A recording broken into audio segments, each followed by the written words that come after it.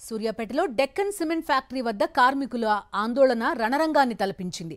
ఆందోళన చేస్తున్న కార్మికులు ఏకంగా పోలీసులు అధికారులపై దాడికి దిగారు. కర్రలు, రాళ్లతో కూలీలు దాడికి దిగడంతో పలువురు పోలీసులకు గాయాలయ్యాయి. 2 పోలీస్ వాహనాలు ధ్వంసమయ్యాయి. దాడి చేసిన 9 మందిని పోలీసులు అదుపులోకి తీసుకున్నారు. ఘటనా స్థలంలో భారీగా పోలీసులను మోహరించారు. నిన్న డెక్కన్ సిమెంట్ ఫ్యాక్టరీలో పనిచేస్తుండగా ఓ కార్మికుడు గాయపడ్డాడు. ఆసుపత్రికి తరలించగా చికిత్స పొందుతూ చనిపోయాడు ఆ కార్మికుడు. న్యాయం చేయాలంటూ కంపెనీ ఎదుట కార్మికులు ఆందోళన చేపట్టారు. ఈ క్రమంలోనే కార్మికులకు పోలీసులకు మధ్య ఘర్షణ జరిగింది.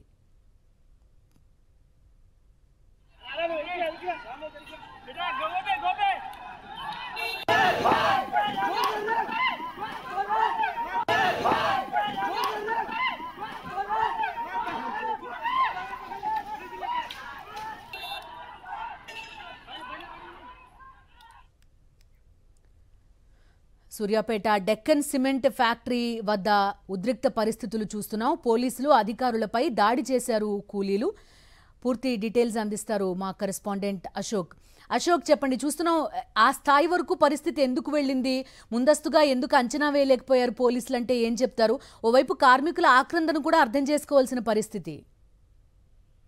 బిందు, వాస్తవంగా డెక్కన్ సిమెంట్ పరిశ్రమ వద్ద నిన్న జరిగినటువంటి కార్మికుల మరణం విషయంలోనే తోటి కార్మికుడు చనిపోయినప్పుడు కూడా గుర్తు చప్పుడు కాకుండా స్వస్థలానికి పంపించడం, అదే సమయంలో యాజమాన్యం నుంచి ఎలాంటి హామీ అంటే ఆర్థిక సాయం సంబంధించి ఎలాంటి హామీ లభించకపోవడంతో ఒకసారిగా ఆందోళనకు దిగినటువంటి నేపథ్యంలోనే అక్కడ ఆ ఫర్నిచర్ ముందల సెక్యూరిటీ రూమ్ లో ఉన్నటువంటి ఫర్నిచర్ తో పాటు అద్దాన్ని పగలగొట్టడంతో యాజమాన్యం ఆ పోలీసులకు సమాచారం అందించడం, అదే సమయంలో అక్కడ కార్మికుల సంఖ్య ఎక్కువ ఉన్నప్పుడు కూడా పాలకుడికి సంబంధించినటువంటి ఎస్ఐ కోటేష్ తో పాటు మరొక 6 కానిస్టేబుల్ అంటే మొత్తం 7 అక్కడికి రావడంతో ఆ పోలీసులను చూసినటువంటి కార్మికులు ఒకసారిగా నినాదాలు పోలీసులతో పాటు కంపెనీకి వ్యతిరేకంగా నినాదాలు చేయడంతో పోలీసులు నచ్చజెప్పేటువంటి ప్రయత్నం చేశారు.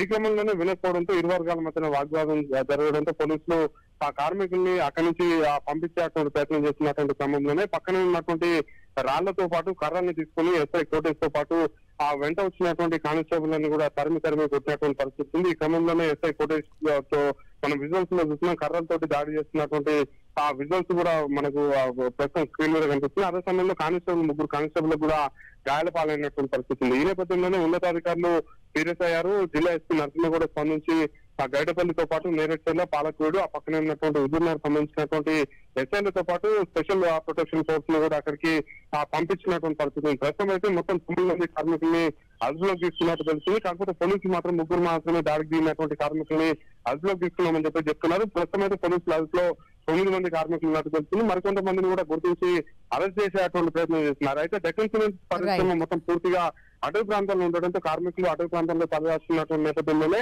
అదనపు పోలీస్ సిబ్బందిని ఉపయోగించి ఆ దాడి పాల్పడేటువంటి కార్మికుల్ని అరెస్ట్ చేసేటువంటి ప్రయత్నం అయితే అక్కడ జరుగుతుంది.